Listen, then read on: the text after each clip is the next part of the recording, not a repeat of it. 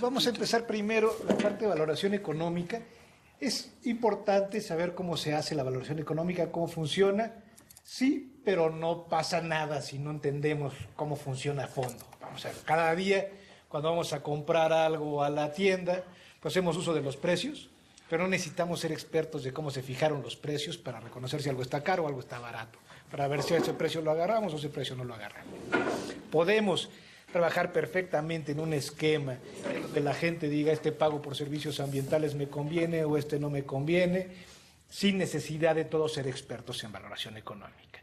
Sin embargo, tiene sentido conocer un poco la parte técnica, cómo le hacemos, cómo se fijan estos valores, qué teoría hay detrás. Entonces lo que van a oír en los siguientes 15, 20 minutos es una semblanza muy sencilla, donde nadie va a salir experto en valoración económica, pero vamos a entender más o menos de qué se trata esto, hacia dónde va y sobre todo cómo poder usar la valoración económica y cómo evitar. Lo que están viendo ahí es una cosa que se llama valor económico total. Es un término muy rimbombante para decir algo muy sencillo. Los ecosistemas están llenos de valores por todos lados. Las cosas que usamos, las cosas que no usamos, las cosas que del futuro creemos que vamos a usar, las cosas que hoy no sabemos que se van a poder usar en el futuro, pero que se podrían usar. Infinidad de valores. Y todo eso tenemos que encontrar la forma de ponerlo en un solo concepto que lo englobe. Lo que se ha hecho, los que estudian esto, lo que han hecho es una taxonomía, más o menos tratar de poner un orden. Si nos ponemos muy preciosistas con la taxonomía, vamos a encontrar que hay cosas que no son exactamente, que no caben en un grupito o en una cajita. Se ponen en cajitas para ordenar, para entenderlo, pero no es una ciencia que tenga que ser exacto cada cosa en su lugar. Entonces, básicamente vamos a dividirlo en dos grandes usos, los usos del ecosistema, los activos y los pasivos. Y es lo que están viendo en la lámina. Entonces, lo primero que vamos a ver en los pasivos tenemos dos, los usos presentes y los usos futuros. Si vemos la parte de usos presentes, tenemos usos directos y usos indirectos. Los directos tenemos extractivos, digamos en una cuenca, en la parte alta vamos a tener madera, leña, productos no maderables, y usos directos no extractivos, recreación, paisaje, etcétera. Pero también en los usos presentes tenemos usos indirectos. Aquí van a estar los servicios ambientales. Pues en la lámina van a ver 4. La verdad es que nos podríamos extender a muchísimos, son solo a manera de ejemplo. ¿Qué clase de servicios ambientales se les puede poner un valor? Pues servicios de captación de agua de los bosques, los pastizales, protección de suelo, como al momento que tienes una cobertura vegetal, el agua escurre más suave de manera más suave y los suelos se protegen, captura de carbono, control de inundaciones, básicamente estos usos de tener una buena cobertura vegetal, cómo vamos a captar más agua, proteger suelos, hacer que el ecosistema funcione mejor. Y tenemos, en esta parte serían los usos presentes. Tenemos la parte de los usos futuros, que son aquellas cosas que no estamos usando ahorita. Y los usos futuros los dividimos en dos, opción, es decir, hay un valor ambiental que sí existe, que ya sabemos que está ahí, pero que no lo estamos usando en este momento pero lo podríamos usar en el futuro. Puede ser un valor paisajístico, puede ser que ahí está, que sabemos que ahí está, pero no lo vamos a usar ahorita. Pero pensamos usarlo en el futuro. Y el de cuasi opción es que ni siquiera sabemos que está el valor ahí. Y esto es muy curioso, son valores. Hay cosas de los ecosistemas que no sabemos. Si en ese selva en particular, si en ese lugar específico va a estar un medicamento, se va a hacer un descubrimiento, todavía no se hace. Pero si se perdiera ese ecosistema ya no se podría hacer el descubrimiento. Entonces esos son los valores de cuasi opción, un poco más intangibles, un poco más difíciles de ver. Pues como van viendo, conforme nos vamos moviendo en la lámina de izquierda a derecha, la cosa se está volviendo más intangible. Muy a la izquierda las cosas son ahí, es la madera, la leña, luego están los servicios ambientales, ahora estamos ya en cosas que todavía no sabemos si existen, y llegamos a la parte derecha de la lámina, que son los usos pasivos, que algunos autores lo llaman como valores de no uso. Y son cosas que ni siquiera vas a usar, valores de herencia. El valor de la herencia es este legado que queremos dejar a nuestros hijos, a las generaciones futuras, y el valor de existencia, que algo simplemente queremos que esté ahí porque nos gusta que existe, porque tiene valores culturales, porque es parte de nuestro valor, de nuestra esencia. Y vamos a ver, ya a la hora de llegar a casos particulares, hay un ejemplo bien interesante en la cuenca del río Colorado, cómo el valor de existencia dio mucho más que todo lo que se acumula a la izquierda de la laminita. Entonces vamos a pasar a la siguiente, la forma de hacer la valoración. ¿Cómo le hacemos? O sea, alguien me va a decir, bueno, ¿y cómo vas a calcular el valor de lo que todavía no existe, o lo que todavía no se descubre, los valores de existencia, o estas cosas? Hay técnicas, se han desarrollado técnicas. Y aquí lo que puedo decir a muy grandes rasgos es que si la técnica que ven, el resultado, suena a magia negra, tengan cuidado con lo que están leyendo. Deben ser cosas muy tangibles. Estamos hablando de valor económico, es algo tangible, es algo que se ve, incluso de las cosas muy intangibles de la parte derecha, el valor económico total. Las técnicas deben estar diseñadas de tal forma que se vuelva algo manejable, entendible, que se sepa cuál es el valor. Y sí cuidarnos de estas valoraciones que parecen magia negra, y son las cosas que se ve claramente que estamos midiendo. Aquí la grafiquita es una matriz donde tenemos métodos de valoración de mercado, que puede haber directos e indirectos, y métodos de valoración de no mercado, que también hay directos y también hay indirectos. Lo más tangible son los directos de mercado, lo más intangible son los indirectos de no mercado. Y vamos a ir viendo muy rápidamente cada uno de estos métodos. Los métodos directos de mercado, clarísimo, un cambio en productividad. Estamos perdiendo por erosión de suelo, por perder cobertura vegetal, estamos teniendo erosión de suelo. Bueno, pues hay un cambio en la productividad del suelo, se mide. ¡Pum! Es tan claro como eso. Y los costos de reemplazo de daño. Volvamos al mismo caso. ¿Podemos medir cuánto perdimos en la productividad de ese suelo o podemos medir cuánto nos costaría reparar ese suelo? Esto es bien interesante, nos van a salir números distintos. Uno estás midiendo el lado de la demanda de suelo y otro estás midiendo la parte de lo que cuesta reemplazar la oferta de suelo. Y entonces, esos números distintos no quiere decir que un método sea mejor que otro, o que un método esté mal, o que el número esté mal. Estamos midiendo el mismo daño de formas distintas para usos distintos. Uno es cómo lo medimos del lado de la demanda y otro es cómo lo medimos del lado de la oferta. Y tener los dos métodos y saber jugar con ellos nos pueden llegar a un buen diseño de políticas. Porque entonces vamos a decir cuánto estamos perdiendo, cuánto nos cuesta reparar, y entonces vamos a poder definir cuándo nos conviene reparar y hasta dónde. Nos hace mucho más hábiles para definir políticas. Entonces no es un método u otro, ni uno es mejor que otro, es cómo jugamos, cómo los aplicamos, cómo somos inteligentes en el uso de los métodos para poder diseñar política pública y hacerlo de manera adecuada. Luego nos vamos a los métodos indirectos de mercado. Estos son bien interesantes porque esto parte de una teoría que la gente valora las cosas por sus componentes, ¿no? Tú vas a comprar un coche y te lo venden no solo porque es un coche, sino porque tiene asientos de piel, transmisión no sé qué, frenos ABS, tantos caballos de fuerza, y los atributos de ese coche le dan valor al coche. Compras una casa que esté en buena zona, que tiene buena vista, que todo eso, y los atributos de la casa le dan valor a eso. Entonces, hay en algunos de los bienes, mucho en bienes raíces, en hotelería, en sitios de turismo en playas, estos valores intrínsecos del bien los podemos descomponer. Hay métodos para decir, si tú agarras todos los coches y ves cuáles tienen métodos ABS, puedes saber cuál es el precio de los frenos ABS. Entonces lo mismo lo puedes saber para las casas que están en una zona con condiciones ambientales adecuadas o para una playa que está limpia versus una playa que está sucia. Puedes usar los componentes del bien que tiene un precio en el mercado, los descompones y ves el valor del atributo. Entonces por eso es indirecto. Algo que sí tiene mercado, indirectamente sacas el valor del atributo. Hay dos muy conocidos y muy usados, el de precios hedónicos, que es básicamente el que acabo de explicar, y el de costo de viaje. El método de costo de viaje también no es de aplicación muy complicada. Tienes un lugar con ciertos atributos, la gente que está cerca lo visita más, los que están medio lejos lo visitan menos, los que están muy lejos lo visitan menos. Y entonces el costo de llegar a ese lugar, mientras más lejos esté, es más caro.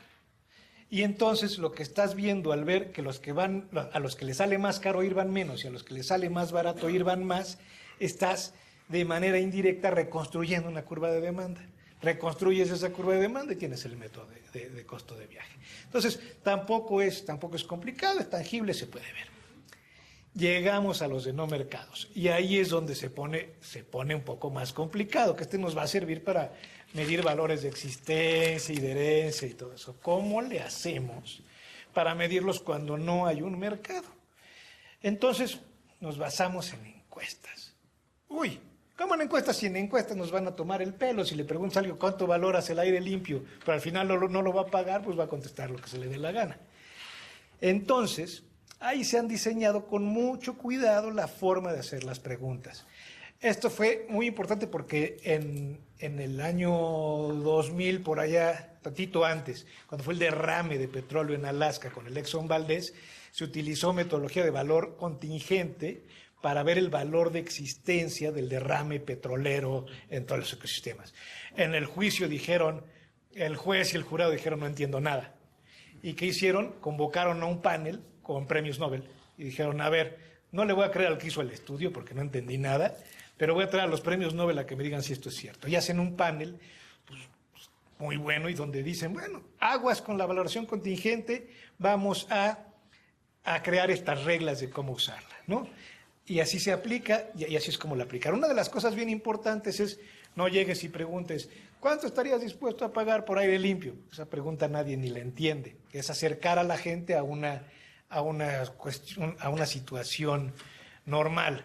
Por ejemplo, la que aplicamos en el caso de la cuenca del río Colorado, que es decir, mira, tú tienes 2 escenarios. Uno, tu cuenta del agua todos los meses va a llegar 20 pesos más cara, pero todos los días vas a ver agua corriendo sobre el río Colorado, o tu cuenta llega normal y vas a ver el agua en el río Colorado igual que siempre.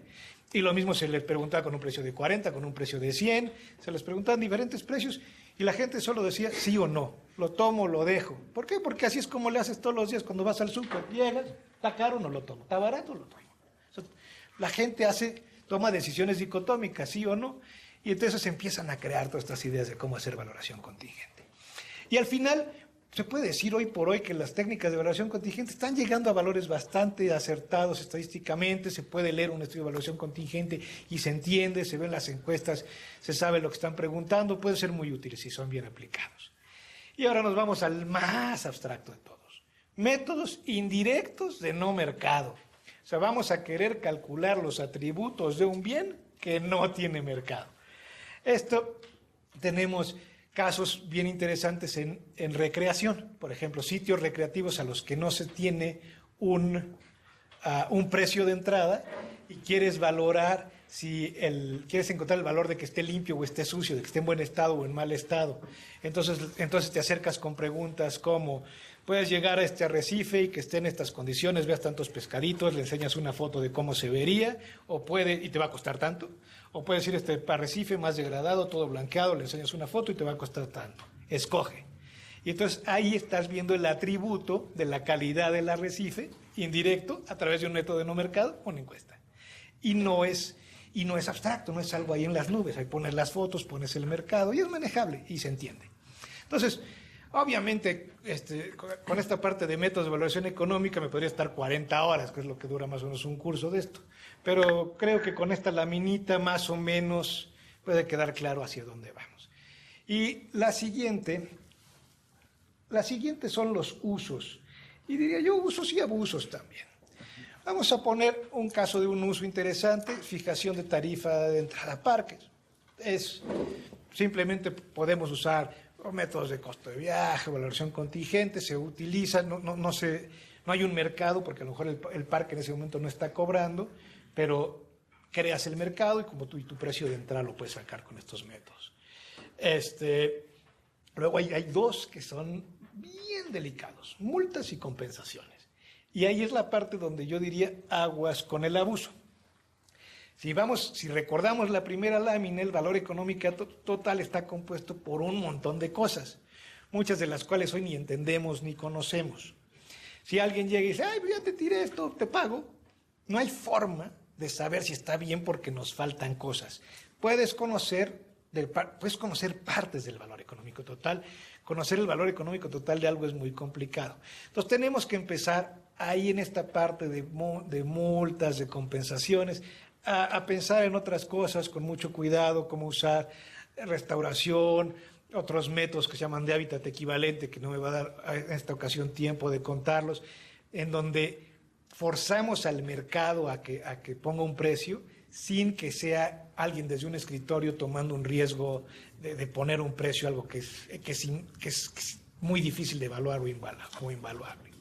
Pago por servicios ambientales, aquí también hay una discusión interesantísima, si te pones del lado de la oferta y de la demanda, puedes establecer un monto de pago por servicios ambientales a través, como se hizo con el de servicios hidrológicos, que conoces el costo de oportunidad de dejar de sembrar maíz, lo pones, es decir, bueno, si yo doy, en ese momento eran 200, 300 pesos por hectárea, es la forma en la que el poco dinero que tenía autorizada la autoridad va a lograr que más hectáreas entren. Pero eso va a dejar fuera también a un grupo. Ahora, si quieres valorar los servicios ambientales por su valor, llegar y ponerte a valorar los servicios ambientales, bueno, entonces va a ser mucho más caro normalmente, pero menos gente le va a entrar. ¿Por qué? Porque entonces vas a tener, bueno, más gente le va a querer entrar, pero menos dinero vas a tener para la gente. Tienes una cantidad de dinero fija, si pagas mucho por hectárea, todo el mundo va a querer jugar, pero no te va a alcanzar. Si pones poquito por hectárea, pocos van a querer jugar, pero sí te va a alcanzar. Entonces ahí es el juego de dónde mido por el lado del costo de oportunidad, dónde mido por la valoración económica y cómo establezco un buen precio de pago por servicios ambientales donde se maximicen los recursos que tengo para este componente y para este programa. Evaluación de proyectos, yo ahí siempre he insistido que es el mejor uso que se le puede dar a la valoración económica. Un proyecto de restauración de cuenca, un proyecto de restauración de caudal ecológico, ahí es donde podemos llegar y decir, vamos a ver nuestra situación con proyecto, sin proyecto, y ahí podemos aplicarlo, y ahí es, a mi punto de vista, uno de los usos y las vetas más ricas para la aplicación de valoración económica. Y claro, está la parte de diagnóstico y valoración y presupuesto. O sea, llegar y tratar de calcular el valor económico de un ecosistema que consideramos muy valioso y salir de decir, esto vale mucho y vale la pena que me den dinero para ello, vale la pena. A veces llegamos a estas cifras que solo son de negociación y que difícilmente vamos a aplicarlas en un proyecto, pero también es importante tener estas macrocifras de valor económico que nos permiten llevarlas a discusiones de presupuesto y diagnóstico. Y finalmente hay una laminita de todos los valores que vemos en una cuenca, ¿no? Desde la parte alta, parte baja de la cuenca. Y bueno, si no la están viendo, es un dibujito muy, muy bonito, donde se ve claramente los valores que podemos tener en la parte alta de la cuenca, como los usos directos, madera, servicios no maderables. En la parte intermedia, todos los servicios de controlar el flujo de agua, como protección de suelos, control de la erosión, y todos los beneficios en la parte baja de evitar inundaciones, proteger zonas costeras, etcétera.